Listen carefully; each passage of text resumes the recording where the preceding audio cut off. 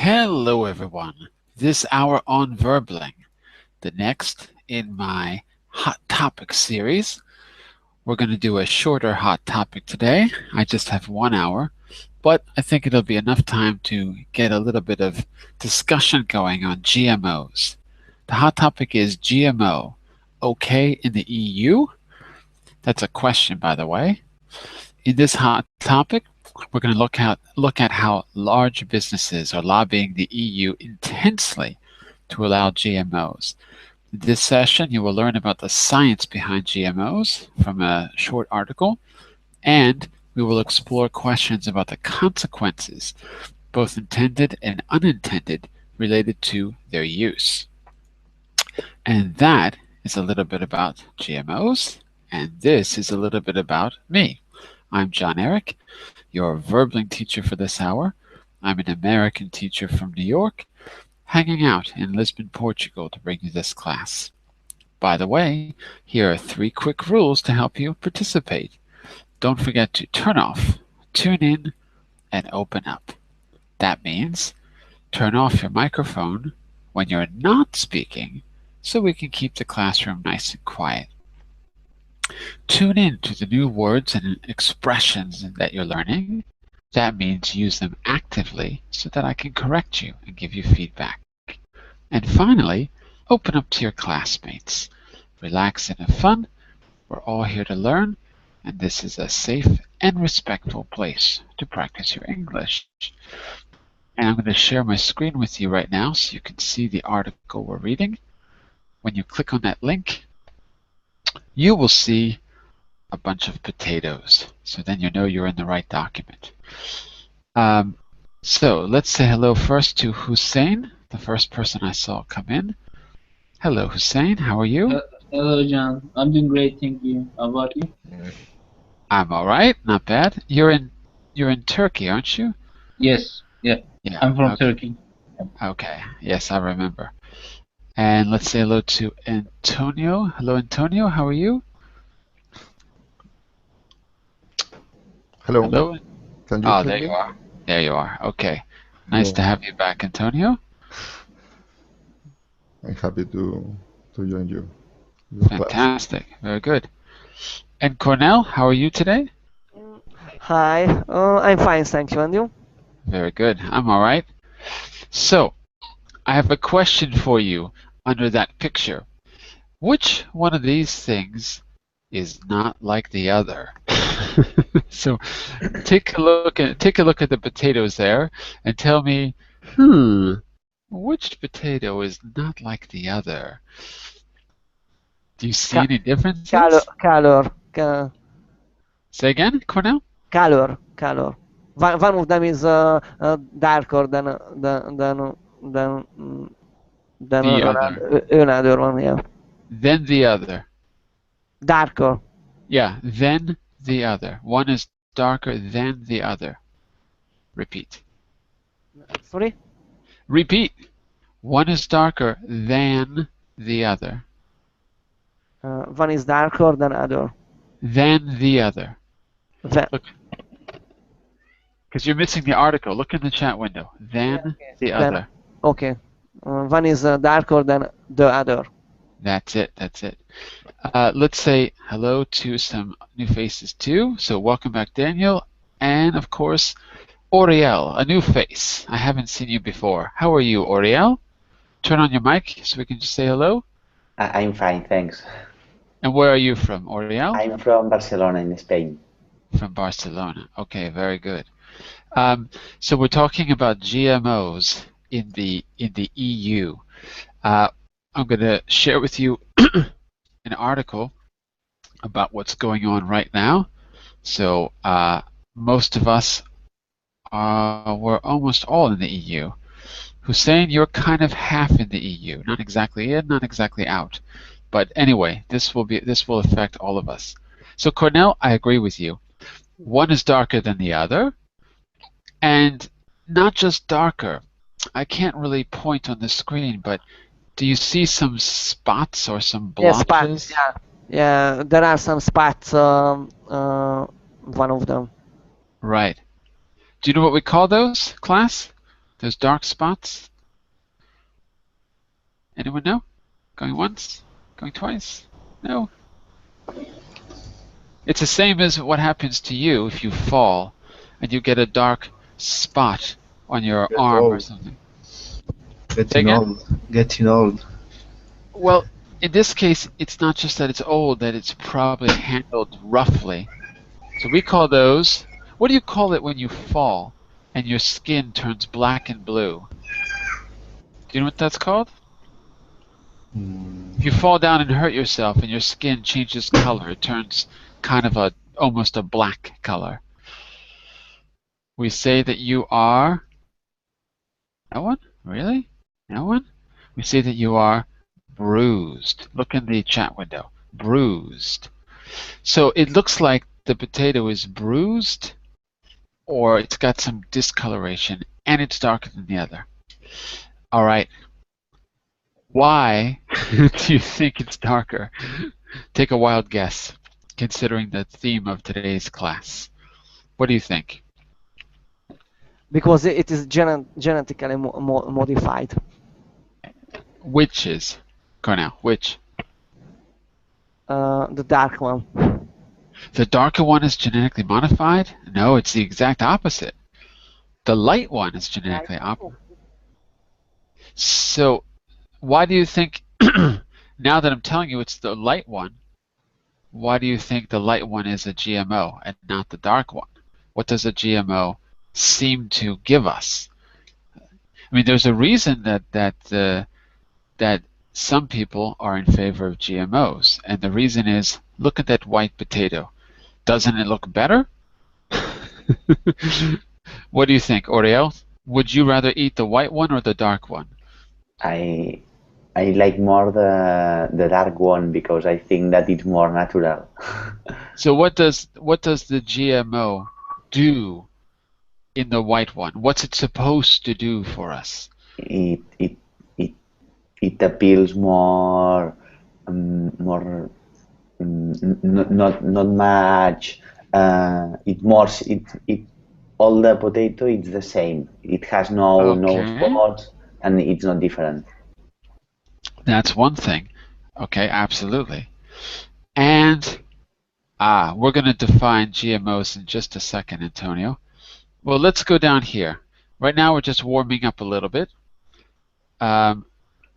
Here's the description of the class that I put in the Verbling, the description underneath the title of the class, but I'll read it here. Large businesses are lobbying. If you don't know a word, you can double-click, right-click, where you'll see research, and you'll get a definition. I'm going to go down to a dictionary. I've got about.com. I'm going to insert a link from about.com there. So you can look up lobbying now by clicking the link on the word, and we can then talk about it if it's still unclear. Large businesses are lobbying the EU intensely to allow GMOs. Actually, I'm going to open this up in a new window. In this lesson, you will learn about the science behind GMOs and explore questions about the consequences, both intended, unintended, and related to their use. Are these genetically modified plants a threat to human health and natural ecosystems, or are they a biotech solution to crop blight? Oh, that's another difficult word. Not a normal word that everyone would use. So I'll try to define that over here. Yeah, there you go, blight. Okay, you've got another link there to blight and the other diverse problems. In this lesson, you will learn about the science behind GMOs and explore questions about consequences, intended and unintended, related to their use. You've got table of contents here, and we're going to start with the warm-up, which is on page 4. So, Antonio, we're going to define GMOs right now, okay? So, Antonio, what do these foods have in common? Look and tell me, what do you think these foods have in common? have in common? Mm-hmm. All of them are, well, all of them healthy. Are they healthy? Oops, sorry, I lost the page. 1 second. Sorry, 1 second, 1 second. I lost the page. There you go. Okay, now you can see it. Related to the topic of the lesson, do you think about this?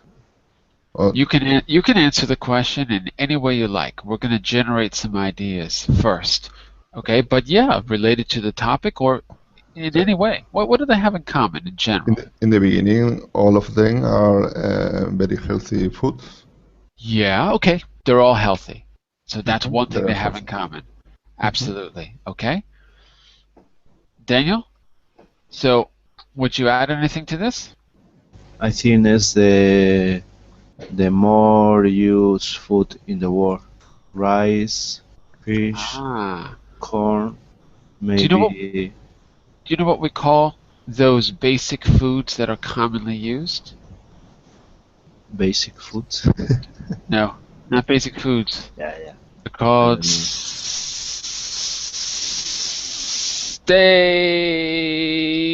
know. No? No, Staples. staples, huh? Staples. Like the place where you buy your office supply. Staples. Uh-huh. Do you have Staples in Spain? We have Grapadora. a chain of stores where you buy paper and pencils and computer parts called Staples. Anyway, same word, different meaning. These are staples. Okay, maybe not salmon, but as you said, corn is a staple, soybean is a staple, rice is a staple. So these are really basic foods, really common basic foods. Therefore, we all eat them, right? Right, Daniel? Sorry? These are all basic foods, therefore we all eat them. That's a question. We all eat them, don't we? Yes. Okay.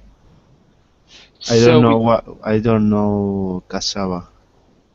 me neither. I have no idea. In Portuguese, we call it something else. I forgot the name. I don't know. I thought cassava was Spanish. I thought the word was Spanish. But you know what? We can look it up. Give me just a second here. I'm going to see if I can open the definition. It's going to take me a minute to look it up. We have another name for that. Oh, yuca. Yeah. There you go. Yuca. That's it. South Center. So, let's define GMOs. Okay. Oriel, you seem to know a bit about it already. So, how do you think these foods could be affected by GMOs, directly or indirectly? What would you say, Oriel?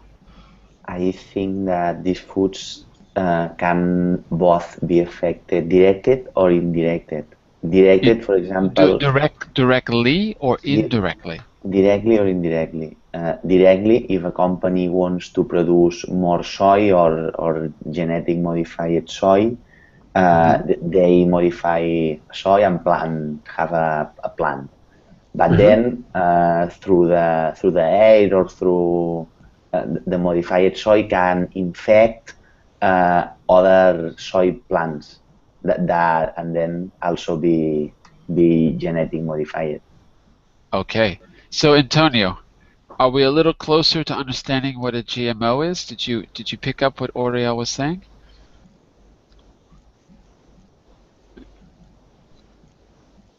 Antonio, are you there? Yes, now I understand the meaning of GMO. So what does GMO stand for? Once again, Antonio. The G stands for? Stanford. Stands for means what does the letter G mean in that word, GMO? In other words, is something that man modified the natural essence of the food. No? Yeah, that's it. Not just modify, but modified it in its genes. So we have the genes, yes. genetically modified. Mhm. Okay. And so, as Oriel said, it can be directly changed by changing the genes, or indirectly, like maybe the salmon, maybe we're not directly changing the genes of the salmon. Maybe we are. It's possible to do with Yes. animals. Because But the salmon will be affected by the GMOs entering the water supply or the food chain. So, and another point, as Daniel said, these are mostly staples. That means if we're using GMOs, we're all eating them because the corn and rice and soybeans are the basis of other foods. Okay, so keeping that in mind, let's find out a little bit about what's going on, and then I have a discussion to do with you in the second text. So let's find out about Europe first. Okay? This is a really short article, but it gives you a little bit of background. And notice the words in blue, I've already defined those, so you can click on the link as we go along. If you have questions, you can ask, but what I'd like you to do is to put your questions and comments directly in the document.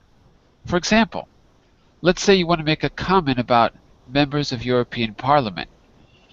You could double-click on the word European Parliament, right-click, select Comment, and you can write your question directly on the page. For example, I'm going to write which MPs were involved. Okay, now I'm not saying that I can answer that question. Then I hit comment and it's there. And now on the right side of the page, your question and your comment will be there. And that way I can see what you're thinking about and what kind of questions you have. And then I'll collect all those questions at the bottom and we'll add them to our discussion. Okay, so feel free to add comments or questions throughout the text. Shadow, would you like to start us off reading about the EU? Okay. By the way, you joined us a little late. Is it clear what a GMO is, Shadow? Yeah, it's a genetically modified organism. Okay. And Saudi Arabia is a bit different than the rest of Europe. Are GMOs permitted in Saudi Arabia? I don't know, really. If you don't know, that probably means that they are. If you don't know, because here it's controversial because they're not permitted, except in Portugal where I live, where they are for some reason. Spain too. But in the rest of Europe, no. So if you don't hear about them, you probably are, because in the United States, you don't hear about them as much because they've just been accepted and they're very controversial. Now, we're starting to hear about it because people want to change the laws. They're getting a little bit scared. Okay. Okay, so why don't you start us off, Shadow? Okay. EU one step closer to law and on national GMO crop bans. Okay. Member of the European Parliament on Tuesday, 11 November, backed a plan to allow nations to ban genetically modified crops on their soil, even if they are given approval to be grown in the European Union, raising the chance their use will remain limited on the continent. Widely grown in the Americas and Asia, GM crops in Europe have divided opinion, with opposition in many countries, including France and Germany, while Britain favors them. Okay, and I'm going to add a quick question here. Well, let's put it this way. I'm going to add a little question to the top. I'll write it on the side. My question is going to be, add it as a comment. Why ban them exactly? In other words, you don't have to answer now, but let's think about why they're banned and what the fear is. I'm gonna have to make this a little bit smaller so I can get everything on the screen. Okay, so that's one of the questions we should think about. Why are they being banned? Okay, let's read the whole article before we talk about it. Okay, unless there's a quick question, otherwise let's just keep going. So Oriel, can you continue with the next paragraph? Yes. A previous compromise endorsed this year by EU ministers would have required negotiations with the relevant companies. If a nation wanted to ban a GM crop in the event it had been approved for EU-wide use.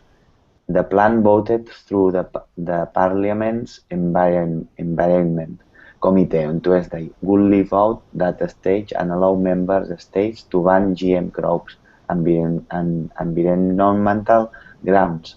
It drew praise from GM opponents. It drew praise. Okay, by the way, quick pronunciation. EU. Repeat. EU Yeah. ministers. Okay.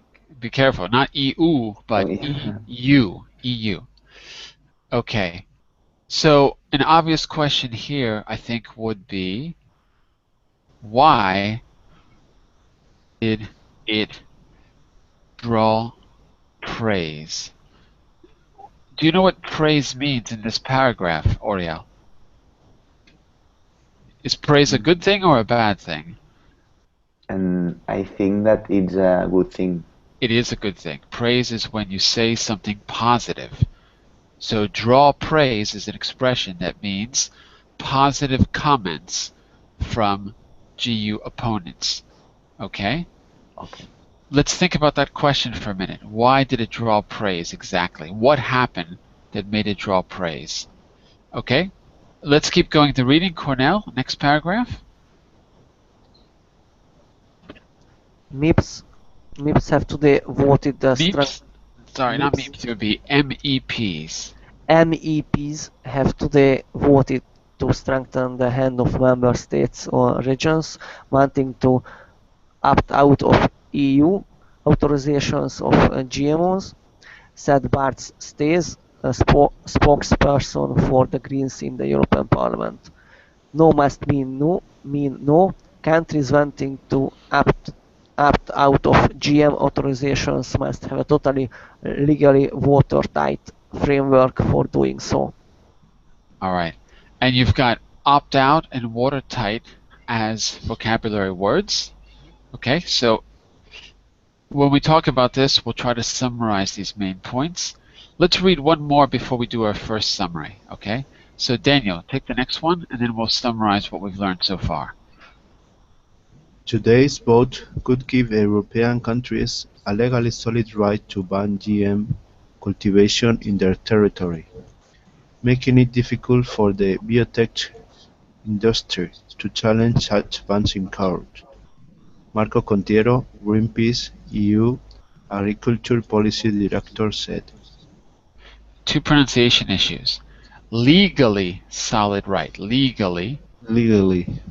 Yeah. Legally. And biotech. Biotech.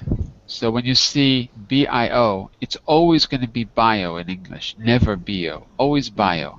Okay, bio. All right? Bio for biology. Bio. Right? Okay, let's see if we can answer some of those questions. What happened so far in the article? What did we learn about? So just what's the gist so far? Make sure it's clear.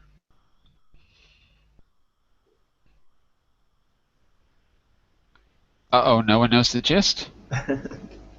Uh-oh. Okay, every member of the EU will be able to ban in their territory. What's another way to say ban? They'll be able to forbidden. Forbid. Forbid. Forbid. Good. forbid the GM cultivation. Okay. More or less. Yeah, more or less.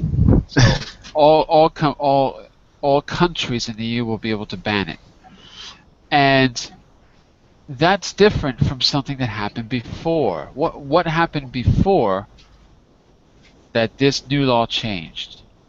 Earlier this year, what happened? Everybody, all members have to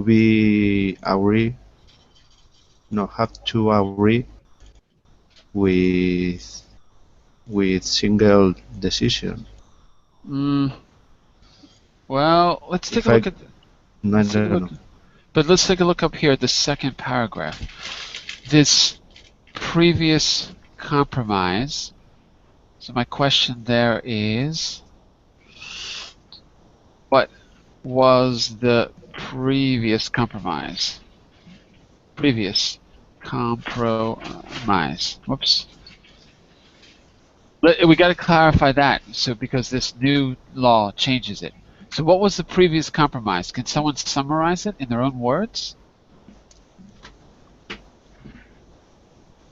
If you want, reread the second paragraph. Reread it and make sure it's clear. Okay, go ahead, Daniel. The ministers before ban. Before the ban, right? Before the ban, have to talk to big companies in this area. Right. Relevant companies. Instead of talking to whom? Now they have to talk to negotiation. Have to negotiate. They'd have to negotiate with the companies then, and now they only have to talk to the voters. Basically. The voters. Yeah, I mean.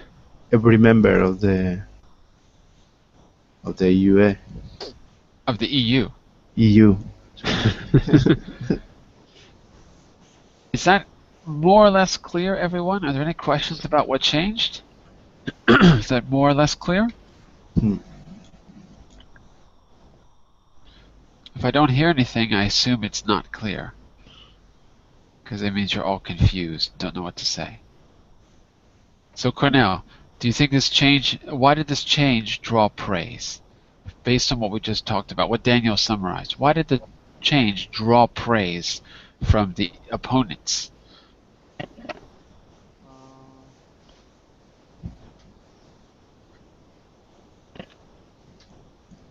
I don't know.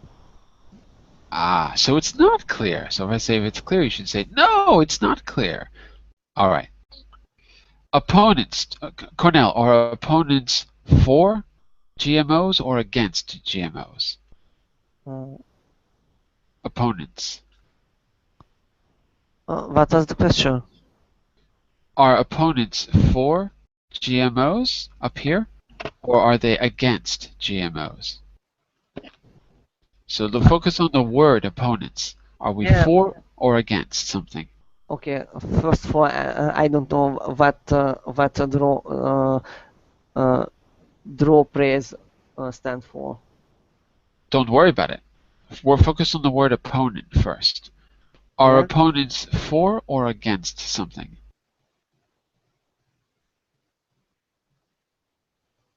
Against. Opponents against. Of course. So the people who are against GMOs drew praise, and praise means to say something good. They're happy about it. What are they happy about? They're happy about the new ban on GMOs, or the new potential ban, I guess. And ban, as Daniel said earlier, is to forbid GMOs. So they're happy about the possibility that countries can now forbid GMO crops. That's why they're saying good things. That's why they're praising the new rules, the new legislation that was voted. Okay? Yeah. So earlier there was a legislation that you'd have to talk to the company selling the GMO products or doing the GMO experimentation. And now that's not necessary. So it's a kind of a big step if we're against it. If we're opponents, it's a big step. Okay, let's keep going because it's actually quite short. So we've just got just 2 or 3 paragraphs left. So Antonio, why don't you pick it up here at the bottom where it says left-leaning? Okay. Left-leaning politicians also will come today's vote. Tuesday's vote. Tuesday's vote, which kicks off formal negotiations on a legal text, saying it strengthened the grounds. This one's difficult. Strengthened the grounds for opting out of any GM cultivation. Conservatives were opposed. The Parliament's position on GM cultivation risks inflicting untold damage to robust, science-based policy making in Europe. We strongly oppose this proposal and vote against them today. We will continue to oppose them. Julie Gerling, environment spokeswoman for the Conservatives in the European Parliament, said. All right. So maybe I could add another question here, which is,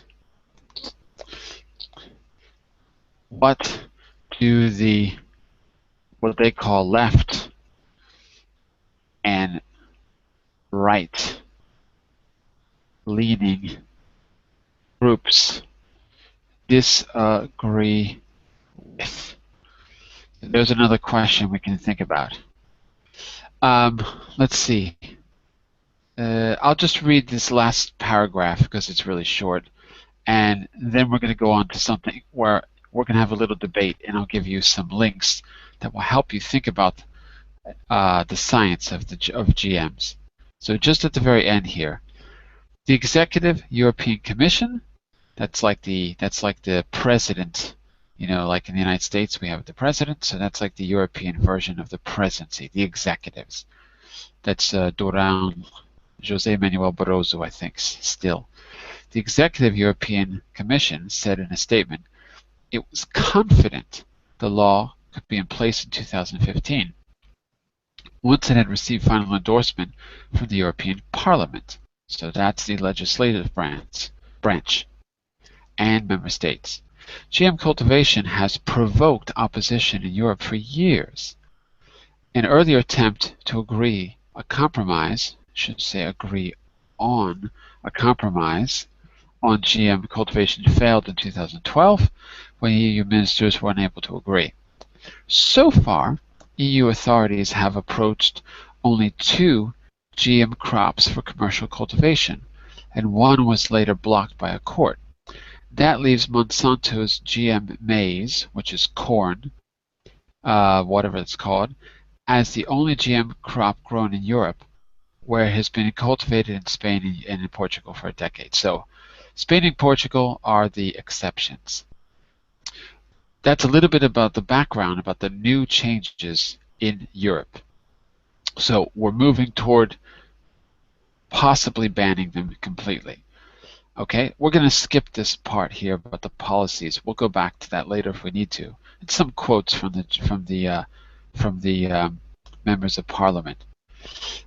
Okay, I have another article, but we're just going to read the very introduction of it to get used to or to learn about a bit more about the science behind GMOs. Okay, so again, it's reading, but it's very short, and then what you're going to do afterwards, where it says comprehension quiz, is you're going to use the links to discuss these questions about the science of GMOs. Okay, so I'll assign each of you a question. You click on the link, you can skim through a bit of the science, and we'll use that to have our discussion. In fact, I can assign you the links right now if you want to start looking. We're going to read it, but let's say, Antonio, you can take the first question, and you can use that link to help you.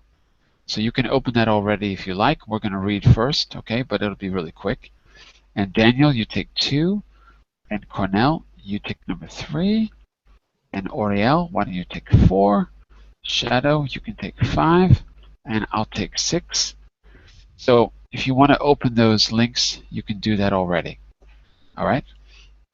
But let's get the background first. It's just a few paragraphs.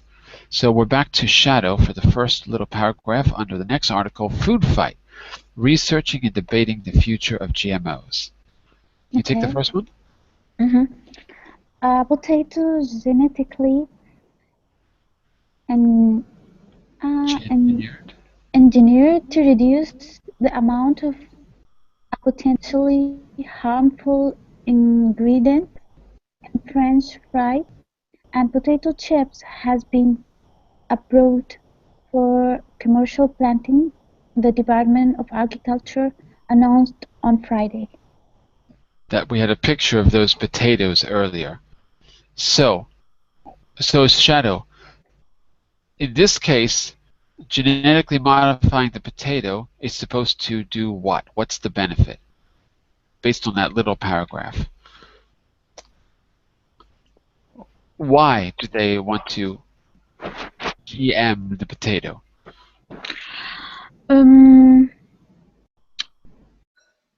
Because it will make it bigger. Not bigger. It won't make it bigger, no. Take another look. Look at this word in particular. To reduce the amount potentially harmful in, I mean, why they want to use these things with potato? I mean, genetically organism, it's because they want it to become a bigger and I don't agree about bigger, because look, reduce the amount of a potentially harmful ingredient. In other words, they want to engineer the potato to do what? What's another way to say? To maybe we could say it like this: to make it more healthy. Or make it less. Yeah, healthy, exactly. So, ironically, the GM cultivation here is to make it more healthy. We normally think about GMOs as being bigger or whatever, or fighting off, pests or bugs. Here, it's supposed to make it more healthy to consume. That's the idea. Okay, Oriel, can you continue? Teacher, can I ask a question? Teacher? Is this? Sorry, John. Oh, okay. Yes, Shadow. Is this genetically modified organism? Is it the one that used with vegetables to make it look fresh and different color? Yep, same process. It just means modifying the genes in the plant. So you can modify them to do practically anything, but we don't know what will happen to our genes if we consume food that the genes have been changed. But yes, same process. Same process. Okay, Oriel, can you take the second? Yes. The potato's DNA has been altered so that less of chemical called acrylamide, which is suspected of causing cancer in people, is produced when the potato is fried. The new potato also resists bruising, a characteristic long sought by potato growers and processors for financial reasons. Potatoes bruised during harvesting, shipping, or storage can lose value or become unusable. By the way, pronunciation, bruised. Bruised. That's it.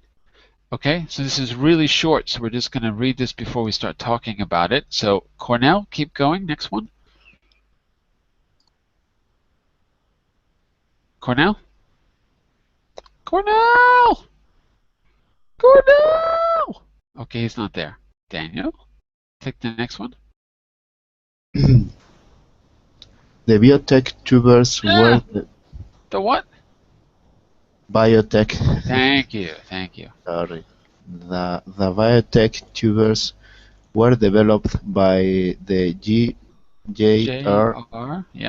Simplot Company, a privately held company based in Boise, Idaho. Boise. Boise. You wouldn't know that unless you've been there. It's called Boise. Even though it's spelled Boise, it's pronounced Boise, Idaho. Boise, Idaho, which was the initial supplier of frozen French fries to McDonald's in the 1960s, and is still a major supplier. The company's founder, Mr. Simplot, who died in 2008, became a billionaire. A billionaire? Billionaire, okay. Okay. And by the way, I have no idea why they're calling them tubers, biotech tubers. Even I don't understand. But the point is, they're in favor of this altered potato. That's the main point. Okay, Antonio, let's take the next one. We're almost done. The potato is one of a new wave of genetically modified crops that aim to provide benefits to consumers, not just to farmers, as the widely grown biotech crops like herbicide-tolerant soybeans and corn do. The non-bruising aspect of the potato is similar to that of genetically engineered non-browning apples developed by Okinawan Specialty Fruits, which are awaiting regulatory approval. Right. So herbicide means killing other plants that would affect the crop. Herbicide. Non-browning means that the apple, when it touches the air, does not change color. And obviously there's some process there that, it's controversial. So it doesn't change color, but is it good for our health? Okay. And Yuki, do you think you could take the last paragraph for us? I know you just joined us late, but yeah, it's short. But the approval comes as some consumers are questioning the safety of genetically engineered crops and demanding that the food made from them be labeled. Good. Ballot initiatives calling for labeling were rejected by voters in Oregon and Colorado this week after food and seed companies poured millions of dollars into campaigns to defeat the measures. Okay. And I made a little note. Ballot Initiatives is for having a vote. People trying to get a vote called or a vote in the legislative branch of the government to force labeling. And right now labeling was rejected. This is in the United States, and earlier we read about the EU. So to help us talk about this, I've assigned you all one question. Yuki, you're going to replace Cornell because he had to go. So Antonio, you were doing question 1. Daniel, you were doing question 2. Yuki, you're going to take question 3 for us. Oriel, I think you were 4, and Shadow, you were 5, and I was 6. To help you, I suggest you click on the link and just skim through the article that's there, or the extra information. Okay, so for example, mine is mutagenesis, and if I open it up, you'll see that there's extra information here. In my case, there's a link to the geneticliteracyproject.org, where I'll just skim through some of the key information really quickly. Okay, so we're going to debate this, but if you like, you could try to summarize some of the information there. So I'd like to give you just 2 or 3 minutes to look at the main points, look at the first and last paragraph of your information. Just 2 or 3 minutes to get a general idea. Let's see if we can discuss these questions after that. Okay? So I'll give you, let's say, I'll check back in 2 minutes starting now, and then we'll see where we are.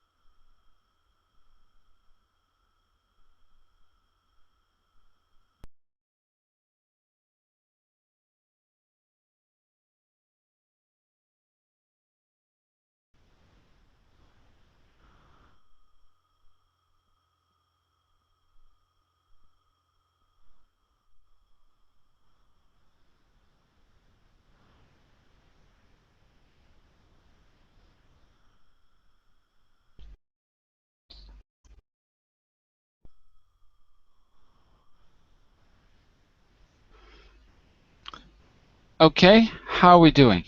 Do you have a general idea about your topic? Yes. So if you all have, you don't need to know everything. We're not going to be experts. But if you have a general idea, let's come back and do the discussion from now to the end of class. Okay? So let's make a point. Let's see if we can answer each question in turn and then discuss it. So Antonio, what would you say is a genetically modified organism, and what do we need to know that we don't know already? And then we'll get a reaction from the class. Okay, so Antonio, why don't you start us off? Well, I think I can add any more things. General modified organisms are organisms that have been their genes modified by science, by biotech companies, in order to they say that they want to make these foods better for our health, but the opponents are criticize these topics, these questions. Why do the critics criticize? Because they say that the last reason is benefit is to increase the profits of themselves. Yeah, I think so too. Because if you're modifying a potato so it doesn't bruise, or an apple so it doesn't brown, there's no health benefit there, right? So is it worth the risk to do that? You know, the problem is, do we know, the question in my mind is, do we know how much of a risk there is? Is that really clear? Because I can't make a decision unless I know what the risk actually is. But anyway, I agree with the opponents from what you said, because it sounds like in many cases it's purely visual. Who cares if the apple is brown, as long as it's healthy? I mean, who cares how it looks? Do you agree or disagree, Antonio? Yes, an apple, when you cut the peel, is a natural process that becomes darker, no? Because because it's a natural process. I suppose they want to increase the benefits. If you all the time you have the apple with very good aspect. because it's better for the consumer, because they want to buy it. Yeah, it would definitely sell more, but I get suspicious when I go to a supermarket and see vegetables and fruits that look too good to be true. It makes me worried. Daniel, what do you think? Why has some agricultural biotech companies developed genetically modified crops? Are there some reasons that you learned that we didn't know about before? I think as all companies, they looking for make money firstly, Okay. and then because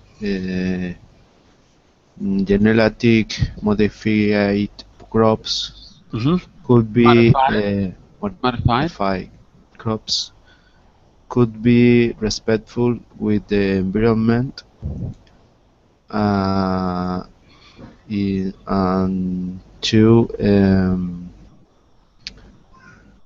help with the develop of countries in the first world, no? In the first world. In the developed world. Third world. We don't say third world anymore. It's too controversial. So we say developing countries. Vale, developing country. Okay. Yeah. Vale. Vale. Okay. And Oriel, what is the difference between genetically modified organisms and organisms developed through selective breeding? That's kind of a tricky one. Did you pick up the difference? I think that the organism developed through selective breeding, it's kind of natural, because you only make that one specific race of cows, for example, that produce a lot of milk. You only choose them, and then at the end of the time, passing many years, you will have a very good cow producing milk. But it's a natural process, and if you modify it genetically, it's different, because you do the change at the moment, I think. So is it less? It's less. Do you think it's less dangerous, selective breeding? Yes, I think that it's more or less dangerous because it's natural. Okay. I guess the point is that we have more time to get used to the change, so that if there's a danger, we'll see it earlier. I guess that's. Yes. I mean, to my mind, that would be a big difference. Okay. I want to see if we can get one answer to all the questions before we talk about it as a group. So, who was number 4? Was that Yuki or Shadow? I forgot. Who was handling number 4? You said I'm number 3. Oh, you're number 3. Yeah. Okay. That's okay. And I think that I was number 4. Yeah. Oh, sorry. So I prepared for number 3. We can swap. We can swap the questions. Okay. So you didn't have time to read about finding genes, did you, Yuki? No. Of course no. How so, do scientists find the genes that might? Well, if you want, take a minute and skim through the article, or read just the beginning. Okay. While you're doing that, Shadow, I think you were 5. Am I right? Why are gene guns and agrobacterium? What are gene guns and agrobacterium? I don't know what these are. Can you give us a kind of a definition or something? Did you pick it up? Yeah. There are 2 main ways of genetically engineering plants. Okay. The first one, by shooting them with a gene gun. And the second one is using the agrobacterium. Agrobacterium. Do you make packing? Very hard, really. And what does it do? They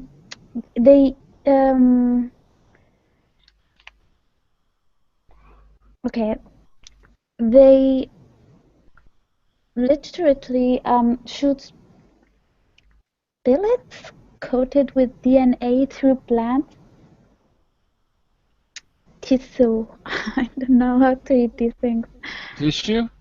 Tissue, yeah. Okay. It's like cutting and pasting DNA in precise places. Okay. Okay. We'll come back to it in a little bit. I think we're not going to have enough time to do everything, so we might have to schedule another class to talk about this. There is a class open 1 hour for, next hour, but I have another class. I have a meeting actually, so I can't do it.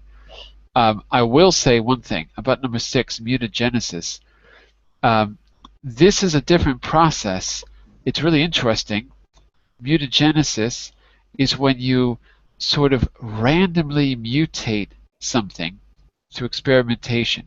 So instead of looking for a particular trait in the DNA, like Shadow just talked about, you randomly force it to mutate by exposing it to radiation, like blasting it with nuclear energy, and seeing what happens, just seeing what comes out of it.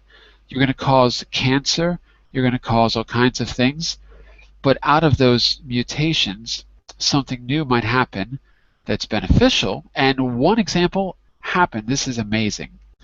There's an organic grapefruit. You know what a grapefruit is? Grapefruit is like an orange, but it's a little bit more acidic. It's less sweet. So in Portuguese, it's toranja, and in Spanish, I guess it's the same.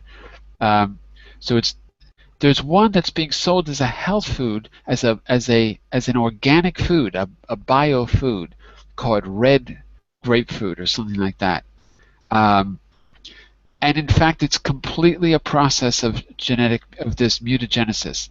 They blasted grapefruits with radiation or toxic chemicals, waited for a mutation to happen. They experimented for years. They found a mutation they liked, and they cultivated that mutation, and they came up with a grapefruit that's really, really red in color. So, is it controversial? Well, I don't know. I don't know enough about it, but it's with all of these things, they're putting them out to the market in a way that I think the consumer is not informed enough about. That's really my issue. I've got only 1 minute left in this class, but Yuki, do you think you could say something? And it's not a lot of time. I've only got a minute though. Scientists make every effort to find the genes that have beneficial for consumers. They are trying to make a blueprint and make a special machine to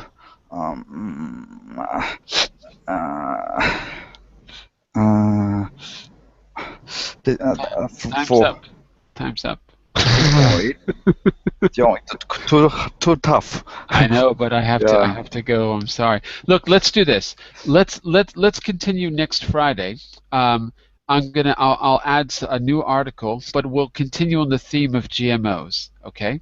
So for sure we can continue this in a week from now. We've just scratched the surface. Okay.